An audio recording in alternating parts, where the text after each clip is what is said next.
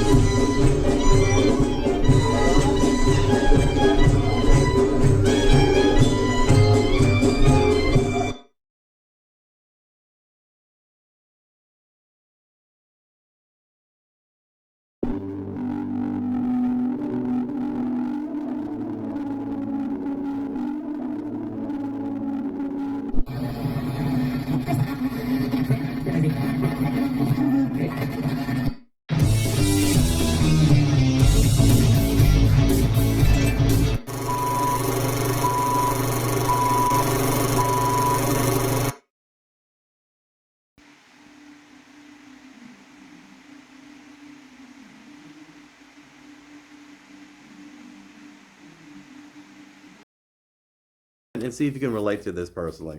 Number 13. Yeah, I don't want to go on all night. I know. I appreciate your indulgence here. 13. Exaggeration, distortion of the Torah by intent for invention or oral tradition to justify rabbinical authority as divine with the Torah. That's very wordy. And I've already talked about this before in my Karaite videos. I don't want to get into details again, but I hope you understood what I just said. Invention. Patent pending. With a circle of a U inside, right? It's kosher, it's orthodox, right? And the exaggerations and imagination of Rashi, it just amazes me, some of the things I hear. I mean, talking about Moshe's trip back into a time machine to talk to Rabbi Akiva and get oral tradition, get a Talmud. So he can claim it came from Mount Sinai. Or Adam was as high as the clouds in the Garden of Eden. Or, there were actually 12 breakouts and the river of reeds that were parted when Moshe went through for 12 tribes of Israel. The thing is that there are rabbis that believe this. Like, for instance, the rabbis actually quote Rashi. Says, we were in Egypt, in Goshen, Egypt, as slaves for 432, 33 years. That's not true. The prophecy to Abraham dates back 400 years, but he was not a slave in Egypt. It's about 232 years. But because Rashi said that number is quoted verbatim by the Orthodox rabbis telling you. And it is, every Orthodox rabbi, they do the same thing. Rashi is treated as a godlike figure, as a prophet, and by Chabadniks. Ramban is more treated, more respect and reverence among Sephardi circles, and I would say Karaite circles too. It's just, when someone spits these things out their mouth, and as far as abortion today, among Orthodox rabbis, I don't know what your stance is. It's not that important, but Orthodox rabbis are more comfortable with allowing abortion to happen. Tel Aviv is one of the most liberal abortion centers in the world, in the Levant and Middle East.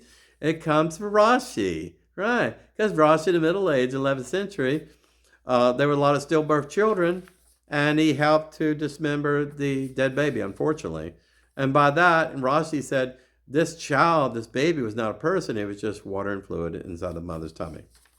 Well, what are you going to expect from someone with no empirical method? I'm not slamming Rashi, but I'm just saying his belief in the 11th century is law and kosher today in the Talmud today.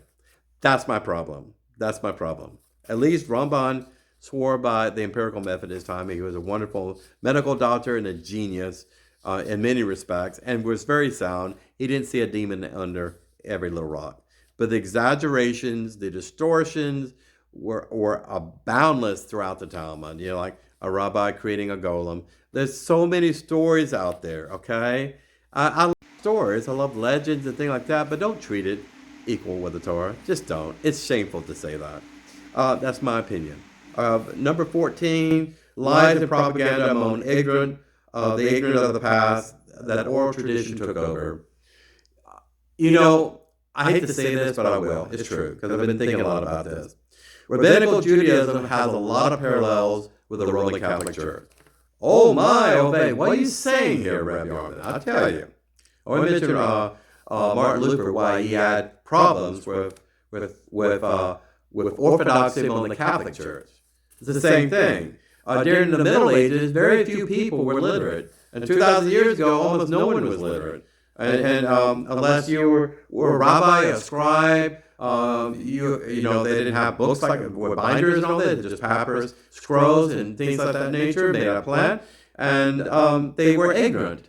So when people are ignorant, it's very easy to take advantage of ignorant people, like cults, like Jim Jones, and everything else. What I'm saying is, it wasn't until the publication of the King James Version Bible, I think 1608, 1605 or something in England, Anglo-Saxon, that people actually started to read. They used the King James Bible in early colonial America as one of the books, history books. The Bible was actually in public schools during that early time of founding of the United States, the 13 colonies. It was. And it helped to minimize the literacy rate that was so rampant. So in the Middle Ages, it was worse. Okay, you got the plague, you got Black Death and all this.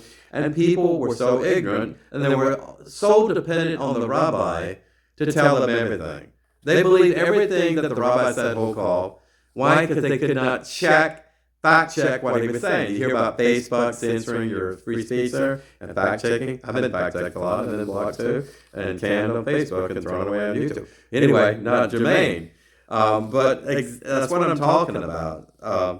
You know, the propaganda and taking authority over people, kissing the hand of a rabbi, you know, like a family member or something. And you never challenge a rabbi at all, even though he's completely wrong about something. No one says anything, and I've been told this. But a very nice Orthodox rabbi, I'm not going to mention his name on Facebook, I have a lot of respect for him because he listens to me. We're a fair-minded person. To have any debate, you need to listen to the other side, right? But he quotes other rabbis' opinions every time I debate anything in the Torah. He does. And he said, even if this is true, Keith, you know, in Arlington Cemetery, you should have never gone there. I said, they were calling Jews there. No rabbis go there. No one sees them. They're forgotten people and their families are probably dead and gone. He said, you shouldn't go there because it's not a Jewish cemetery. And you should certainly not say Kaddish. You should not pray there. It's forbidden in the Torah. It's not forbidden in the Torah to do that. It's forbidden by some rabbi in the Talmud or some rabbi in the Middle Ages. That's what's forbidden. He also said it's against the Torah for a Jew to serve in the IDF because it's a corrupt organization. Does that sound like an anti-Zionist, anti-Israel statement? Well, yeah. And this is a fair-minded rabbi who said that. They live in an endless circle of rabbinical opinions. They don't quote ethical. What did ethical say about this? What did Isaiah say about this? What did Daniel and Jeremiah say about this? What did the prophet Zechariah say about this? The prophet Joel and others, Micah and other prophets, what did they say about it? What was the opinion of Elohim? They don't quote that. They quote rabbis' opinion over the facts and answering an honest and logical question in debate. Okay? Number 15, reverse engineering of the Sanhedrin, the legal court system that was in place in the time of Jesus, 2,000 years ago, for at least 1,000 or more of new laws, regulations, and policies in kosher. Essentially, is what it is. So it's well documented. Rabbi Gamel during that time, very famous, very well respected, a lot of documentation, wrote books, and we still got a lot of his resources. Very righteous person, don't get me wrong. It was a Pharisee court and a Sanhedrin court. Okay, I don't get into Pharisees and Sanhedrin, but anyway, it was very well known the kind of rulings they had and what they adjudicated, things like that. Okay, that was used as a use case or model example for certain tractates in the Talmud on how halakha should be carried out, in Jewish life today. Of course, a lot of this was codified in the Middle Ages, signified by Rashi and Ramban and Johannes and many other people there, Nachmanides and other people like that. They have their own Shulchan Aruch and own legal code and everything else. Okay, say if the Sanhedrin was the best Jewish legal court, since butter bread was invented, right? If it was so great, and the temple there, King Herod's temple was a pagan, was so great, then why did Elohim allow that Sanhedrin court to be destroyed and of the doors closed, allow Jerusalem to be mowed down to the ground, and the temple to be burned to the ground? But that is their use case model of excellence, creme of the creme. They based a lot of these halakha, shulchan laws that is studied ad nauseum in yeshivas around the world today. I don't know if you knew that, but that is true. They reverse engineered the judicial court system of that time 2,000 years ago. Number 16, wrapping this up. Referencing by intent from most Hebrew months names of other pagan gods that are forbidden in the Torah for the sake of tradition. Listen, Karaite Jews already know about this. It's offensive. It's an abomination. It's prohibited, folks. Wherever you're observant and non-observant, Orthodox, Karaite, indifferent, conservative Jew, Noahide, it's forbidden to speak any name. I used to have a hobby in Greek mythology, I love the stories and all this. When I was a kid growing up, I had books of that. But you were prohibited to mention the names of those pagan idols and gods. But what did Rabbinates do? They created a Hebrew calendar system, and they named all the months. No month is named in the Torah. It really isn't. It says the 4th month, it says 5th month, and so on and so on. That Pesach would be in the spring. The other holidays like Sukkot, would be in the fall, and other things like this. The counting on the lunar schedule and the moon and everything, and solar and lunar, all of this. But no month is actually even named. Why? Because Elohim didn't think it was important. We had the counting of Omer from Pesach to the next holiday. Then you have a trigger for something else to happen. That's how the timing system was working in the time of Moshe. And at the time, Karaite rabbis follow today too. And I get into it in a moment. But, I'll say this one thing. Like Tammuz was a Babylonian god who had glowing embers in his eyes, or her eyes, I don't know, he or she, who was a pagan idol in Babylon. The king of Babylon worshipped, and he commanded all his people and his prophets to worship that god. What did Rabbinates do?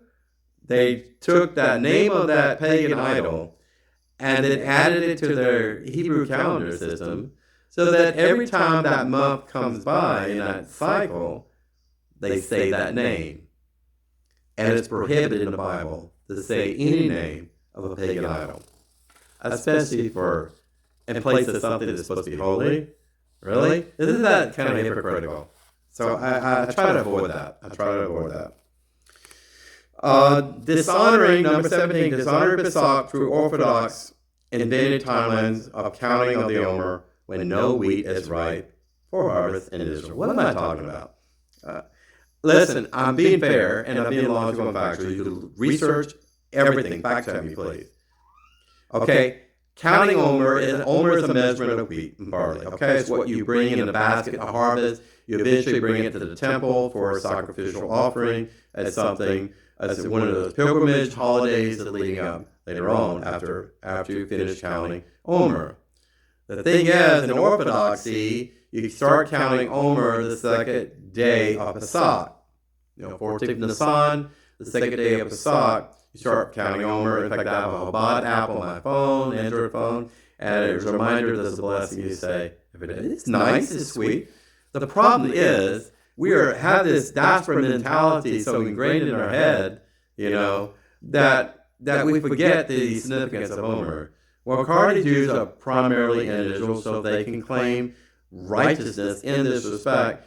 If you don't have any wheat come to harvest, then why take a sickle to it and gather a weight of Omer in a basket and start counting Omer?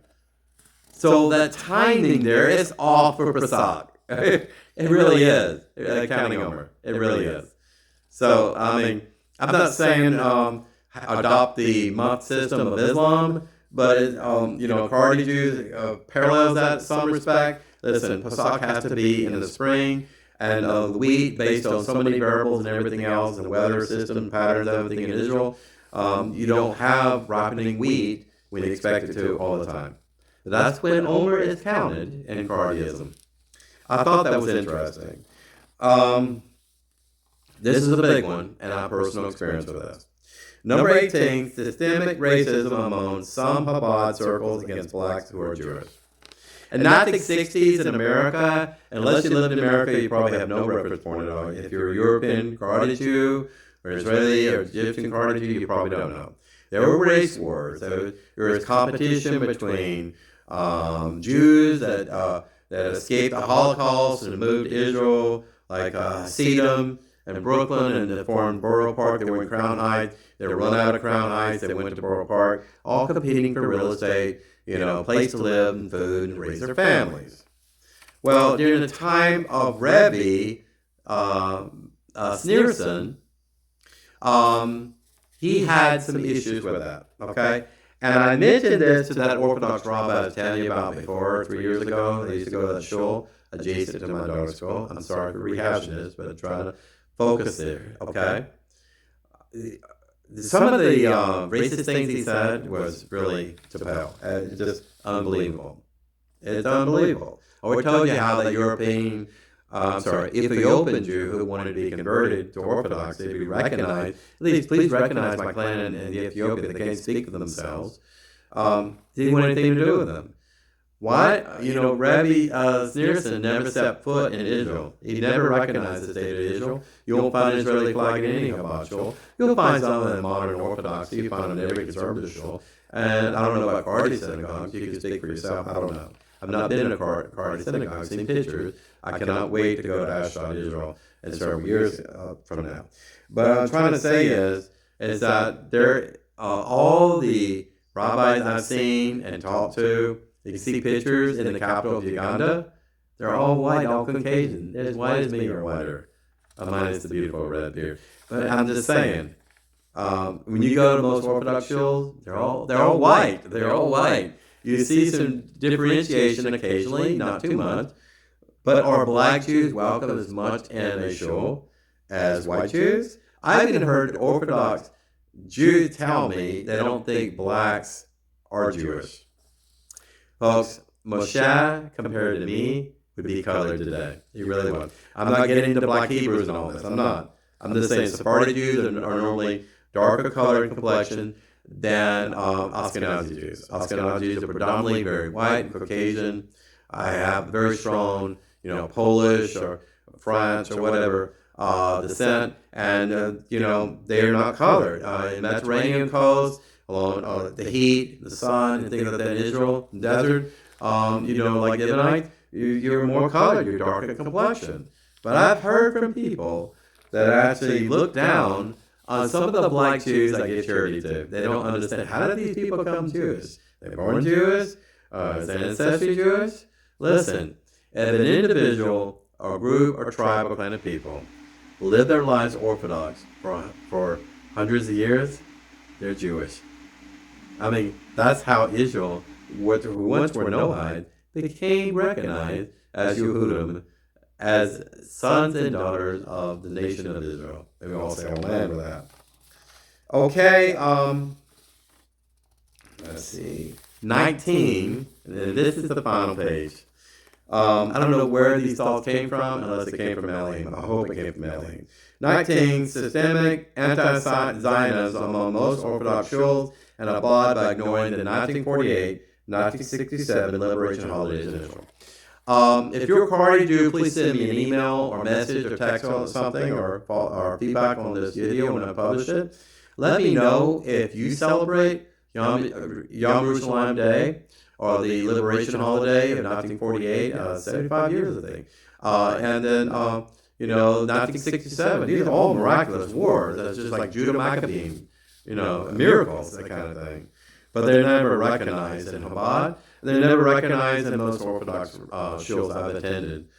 This is ignoring that. There's no way we could have won 1967 war. It was impossible. Even Pentagon strategists today are amazed that we pulled that off. Well, it was the angels of Elohim that defeated these Arab states. That's what happened. So what do you think about that? What do you think about that? I have an Israeli flag outside my home, an Israeli flag in my home. I am a proud Zionist. I have no problem with that. I know that flag is not something like a talent or whatever, but it's interesting. The blue and white colors were borrowed from my new and improved Karaite talent, and incorporated in the flag the big Making David on there.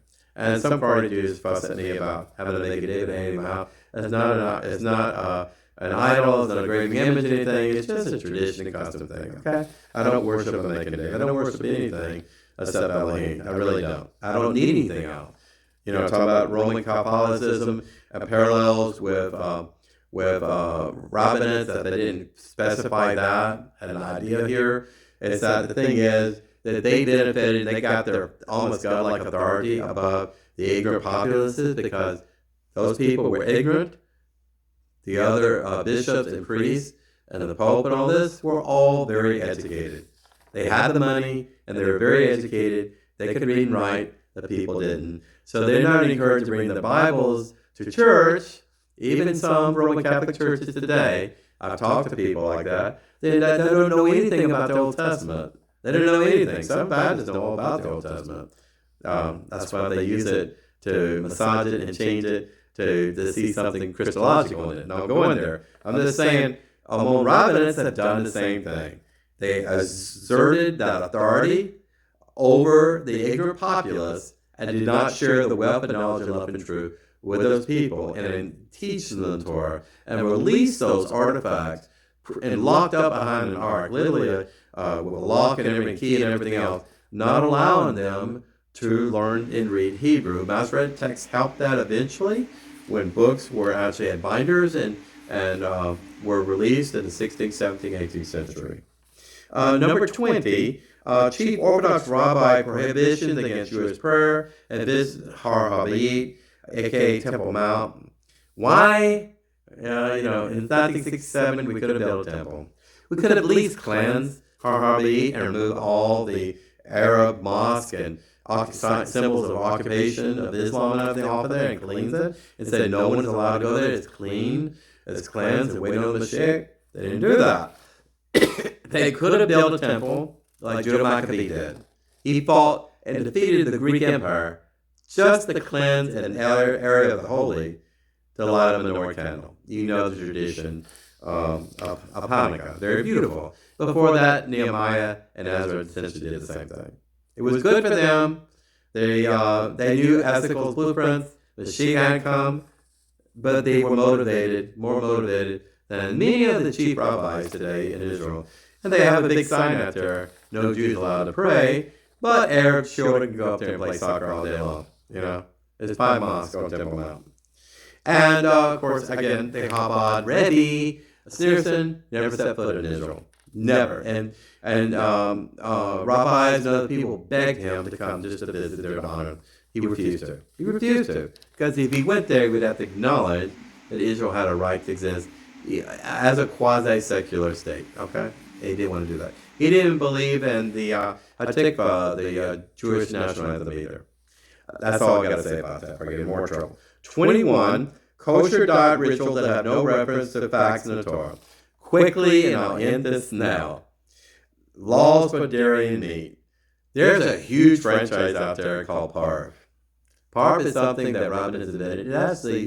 It's pretty smart and ingenious to think about how they make something that tastes like meat but is not meat. It's the other kind of butter but not butter. It's kind of strange. In other words, Parv is something you can have with a meat meal or dairy meal kind of thing. Orthodoxy says, to get this right, and this comes in the Middle Ages. I guess they times how long it take a man to be able to do number 2 in the toilet, in the Middle Ages. They didn't have toilets back then, they had outhouses. They said, it took you 6 hours after you ate that steak for that to leave your system. Well, they theorized that if you eat any dairy, like some cheese and things like that, and butter on your challah, you can eat the dairy before the meat, but if you ate the meat first, you have to wait 6 hours of that meat to digest and leave your system before you can have dairy. I'm telling you the truth. Where does that come from? In the Torah, the 2 sidros, quickly, do not boil a kid in its mother's milk. I already did this in the previous parashah, Riyah, I believe. And they took that way out of context. This is Rashi again in its finest. Okay, and I'll finish this by saying this: is that from that 2 verses that say, "Do not adopt the animal mutilation and pain and suffering that the practice the Canaanites. They take a nursing baby kid off of a mother goat that is nursing and not weaned yet. They take it live, or they may have killed it, I'm not sure, and they boiled it in the mother's milk and ate it. This was a offensive, abominable practice by the Canaanites and other people there, and Elohim did not want Jews to be part of it. And he said it twice, because he probably noticed that people around them were doing it. Don't you do that.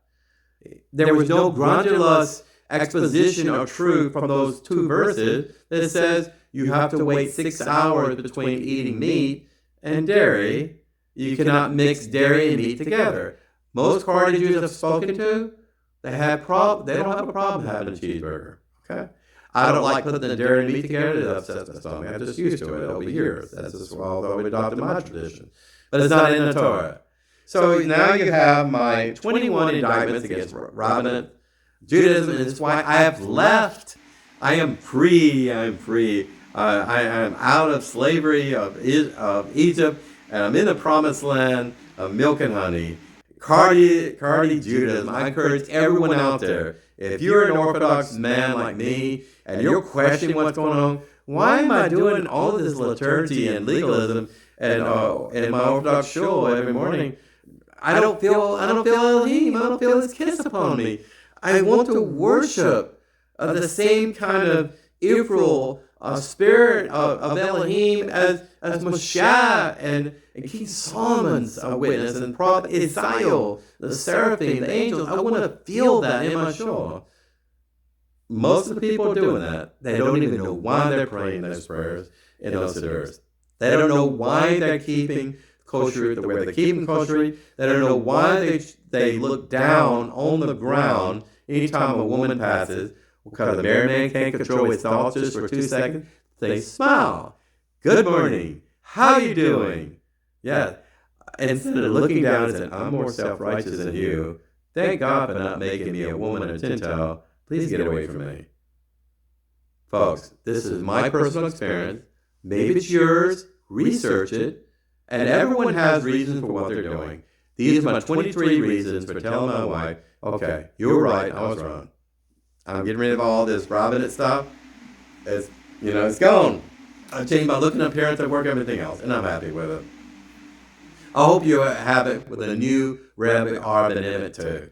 I don't mean to hurt anyone's feelings. I don't mean to be mean. I hope you don't think I was being mean, but this is my own personal experience based on my research too, and I gave you reasons why these things are immorally wrong, spiritually wrong, and just not factually true. Well, God bless you. Shalom Aleichem. Please share my videos out there. Know I'm doing my best to research information and be Emmett truthful with you. Look forward to another exciting video before you can say, I miss Rabbi ben-Emmett. Shalom Aleichem.